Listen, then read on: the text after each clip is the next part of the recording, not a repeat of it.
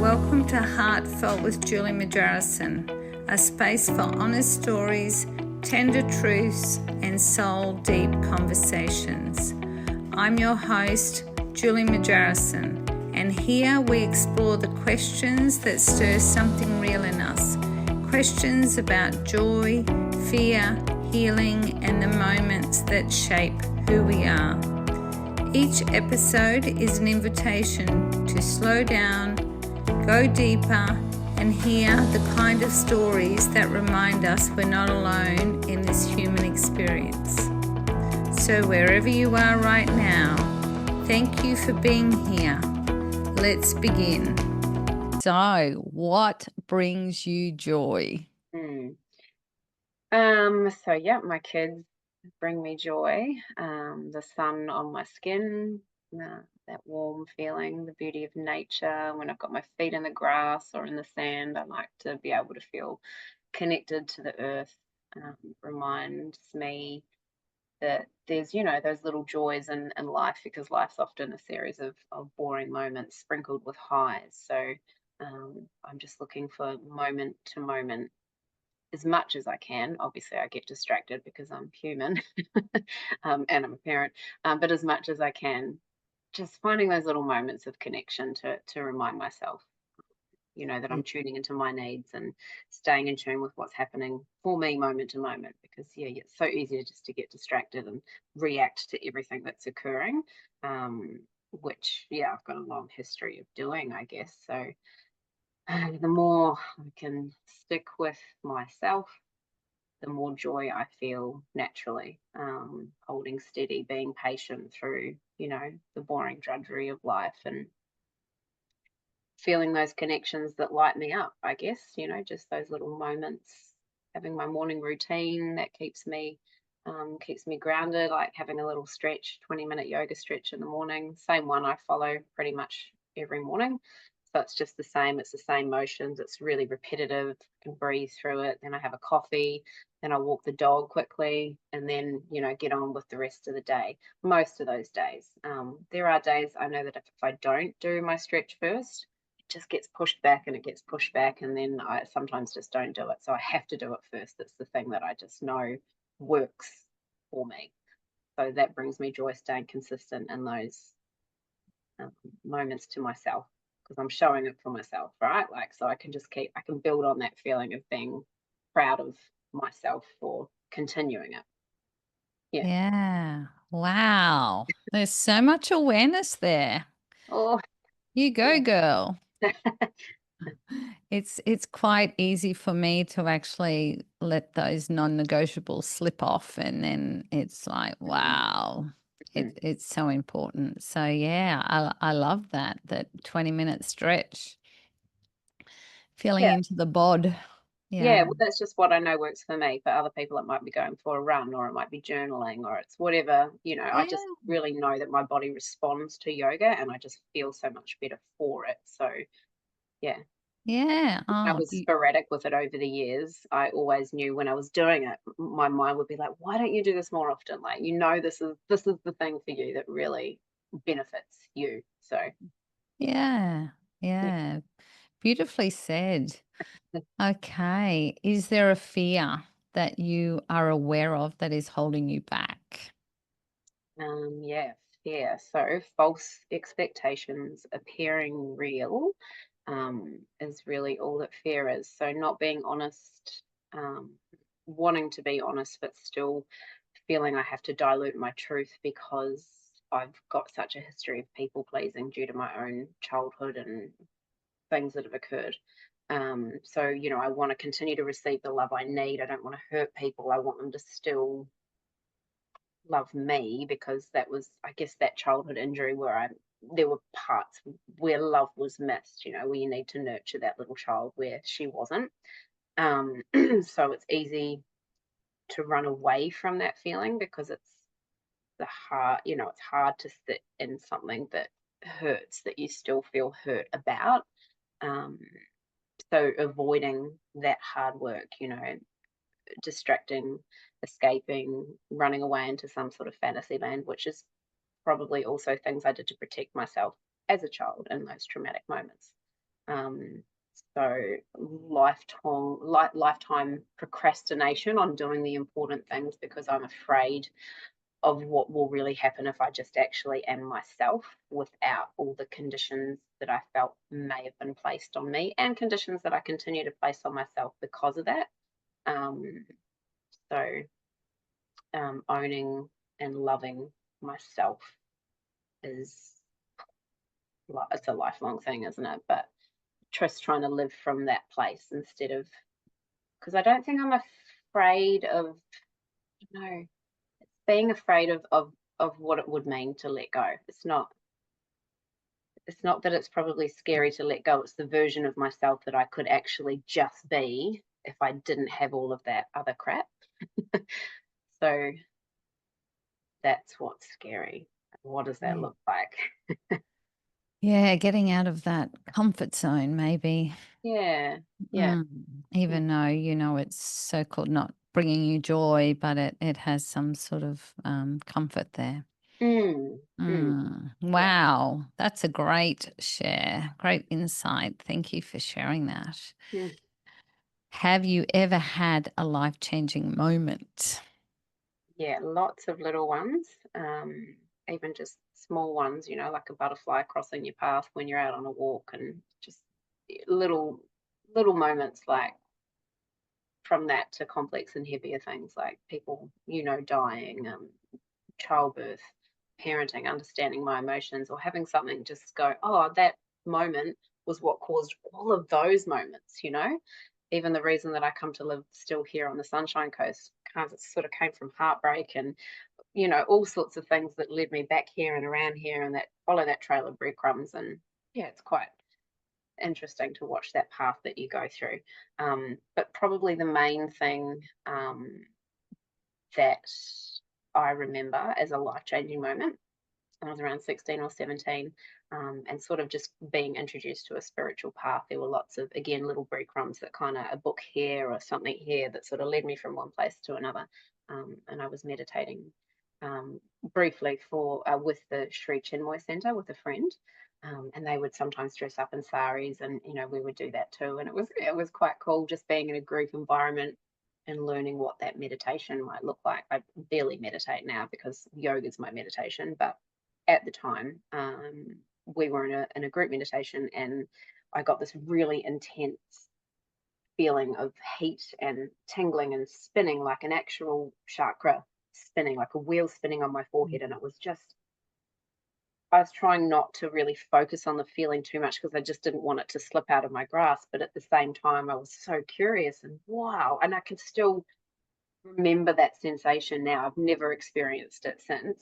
Um, it's completely elusive, but just for I felt like 5 full minutes. It might have only been 30 seconds. I couldn't tell you. But afterwards, um, the instructor asked if anyone had anything to share, and I described what had happened, and she was just like, "Are you sure? Like people meditate for years to find that. Are you sure? Like, are you really?" Like, and I was like, "Yeah, no, like it was this and it was that," and yeah, I'm not sure if she still believed me or not, but it's a feeling that's always stuck with me. So.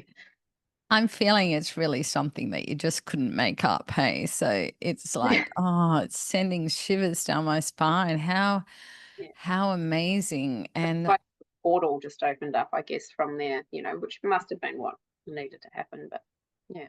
wow. Woohoo. That's like amazing. Ah, has there been a moment that you wish you could freeze in time?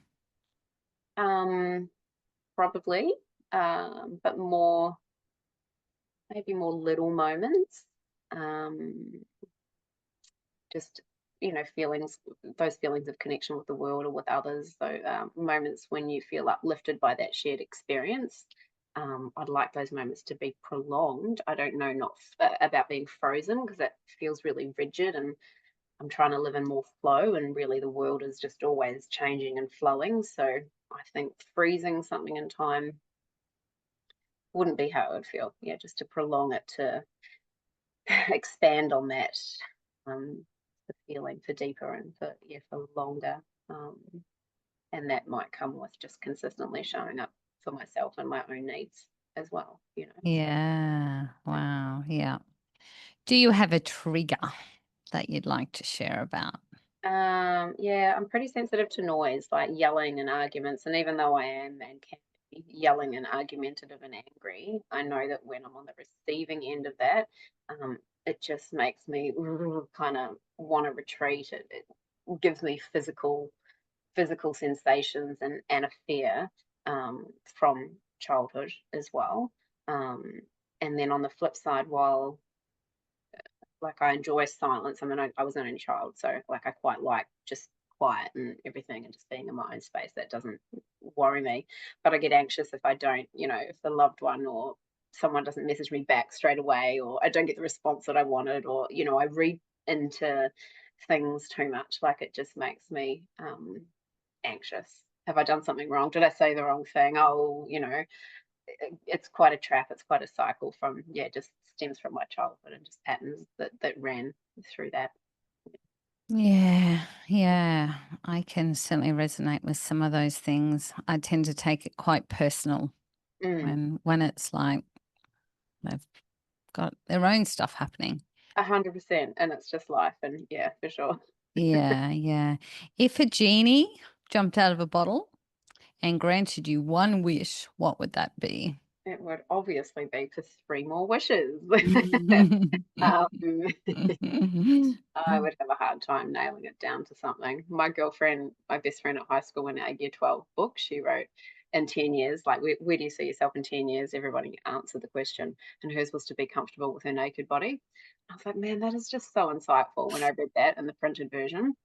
Even now, Mm. like nearly 30 years later, that's like, oh, wow, that should have been my response, right? Like, I didn't think about that. I wrote something like, in 10 years, I'll be married to Leonardo DiCaprio, that whole fantasy again. It was, which goes to show the maturity perhaps I had and the ability to not sit in my emotions then. Um, Yeah, but yeah, um, money, abundance would be a wish. Allowing myself to receive that instead of pushing it away or fighting off the help.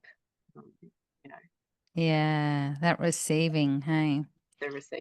Yeah, seeing the worth and the receiving. Yeah, yeah. Not wow, afraid key. to ask for your worth, as well. Not being embarrassed by like, actually, I want to charge this much for that thing. Is that kind of okay? It's like, this is it. Yeah, This is the price. yeah, yeah. To be comfortable in that. Yeah. Yeah. What is something you've never said out loud, but you wish someone would ask you about? Yeah, I don't know. I don't know if I have an answer for this one. Um, I guess it's not something I wish that someone would ask me about, but there is an event that occurred when I was younger in Sydney. I don't really want to share it right now because I'm still No, it's sensitive. okay. Yeah. Um, because yeah, I know the reasons that it occurred, and I just didn't stay around to make sure someone was okay after an Yeah. incident. And I should have. Um, yeah, and I feel just sad about the person that I was then and the Yeah. reasons why. That's okay. Yeah, It's okay. Yeah. But thank you for even scratching the surface of I that. did scratch the surface. Yeah, I can feel it. Like, oh, I've got Yeah. to look at that at some point. Yeah. Mm. Yeah. But yeah. When was the last time you truly felt seen? And what was it about that moment that stayed with you? Um, that was in an intimate space with a partner, looking into someone's eyes and feeling that depth of connection time where Wow. just the pure exchange of energy and enjoyment of each other, and there was no expectation or demand. It was just, yeah, a new feeling for me in that moment. Probably words can't explain it enough, but yeah, it was really powerful. Wow. Woohoo. If you could send one message back to your younger self, not advice, just a message, what would that be? Ah, it all feels like advice. Yeah, it's tricky, isn't it, to not do Yeah. the advice thing? Because even be yourself, that's advice, right? Like, so I don't Mm, know. maybe it would just be a word. Maybe it would just be like the word love, or um,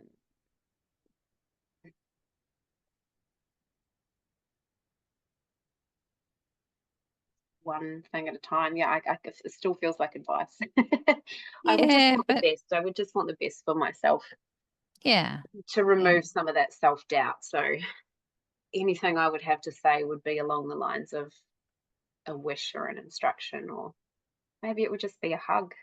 Maybe, yeah, like, That's beautiful. yeah, Yeah. yeah, because it Yeah. all sounds like I don't like being told what to do. So even if it was my older self, I'd still probably be like, fuck you a little bit. Like, don't you tell Yeah. me. Stop telling me what Um, to do. yeah. You watch me Yeah. do something I'm else. gonna do the opposite. So maybe just a hug. Yeah, a big, Yeah, big, the hug is beautiful, isn't it? That just that connection. Yeah, and that pure love. yeah, Yeah. yeah. What does the word healing look like for you right now? Uh, it looks like taking one day at a time, and Mm. one moment at a time if needed.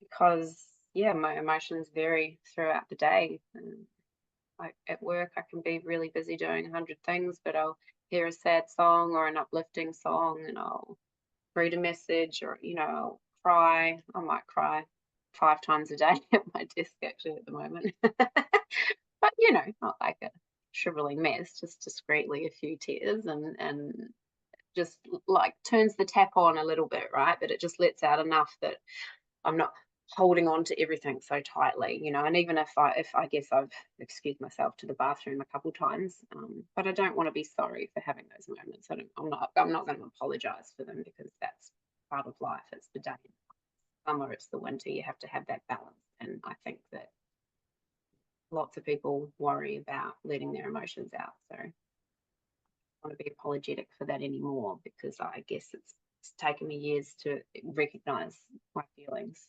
because they were dismissed, and they weren't the right feelings for whatever happened, or what I perceived. So yeah, Yeah. healing looks like, yeah, me feeling my feelings when as much as I can within reason to what's occurring, or even if I can't feel it, writing a note on my phone so I can come back to it later, and just try to go, okay, what's the breakdown of this? A couple of keywords. Chat GPT is actually really fantastic, and because it's like a little online therapist. So you can type in a few things, and it can give you what am I missing, like popping in what am I not seeing in this situation, and describing the situation. And it breaks down for me, yeah, like the emotional patterns, and it's been really helpful, a helpful tool for me this the last 3 to 6 months. Wow. Marriage. Wow. I've heard so Yeah. much with how Chat GPT is helping. Yeah. But that's an Yeah. amazing one. That's Yeah. a surprise, because I'm not super like into technology or disclosing a lot of information, I guess. So it's yeah, good to have that feedback. Yeah. That's And immediate. I guess Mm. Chat GPT is getting to know more and more about you. Yeah, a little bit in a scary way. Yeah, because it remembers your conversations, right? So it gives you Yeah. based on what you've previously put in there. So I'm not sure how I feel about that, but at the same time, I'm embracing it because it's helping, and it's healing, Yeah. helping me heal. So Yeah. And coming from no judgment. yeah. So Mm. helps Which me is parent, which helps me is live. what I feel the inner self needs. Yeah, Yeah, because the I say headmaster self is pretty there and beating the inner self up a lot. yeah, Yeah, so that's great. that's true. Wow. Done Well, beating myself up. I can't keep living from that place. yeah. Beat myself up with love instead. Yeah, and give yourself that hug Yeah, and that time and that space. yeah, Wow. yeah. Thank you so much, Mel. I really appreciate it. Is there anything else that you feel like bubbling up that you would like to share? Oh, I just want to thank you as well, because it gave me a chance to reflect on these questions, and that's been helpful for me too, for my own progression, and yeah, reminding myself those little moments. Yeah, I've got this. Yeah. Okay. Oh, Yeah. thank you. Thank you very much. I just need to say that I appreciate you and I appreciate sharing this moment with us. And I hope something in the conversation stays with you and with my audience, and it might open something else up in you. Mm, And it hopefully made you feel like you're being seen. mm, Yeah, so if this episode has moved you in the audience field, feel free to share it with someone who might need to hear something. And if you'd like to continue the journey with me, be sure to subscribe and stay connected. Until next time, take care of your heart and remember your story matters. mm.